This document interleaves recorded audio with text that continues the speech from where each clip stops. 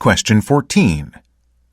While the eye sees at the surface, the ear tends to penetrate below the surface.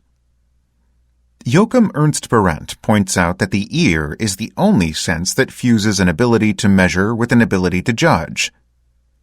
We can discern different colors, but we can give a precise number to different sounds. Our eyes do not let us perceive with this kind of precision.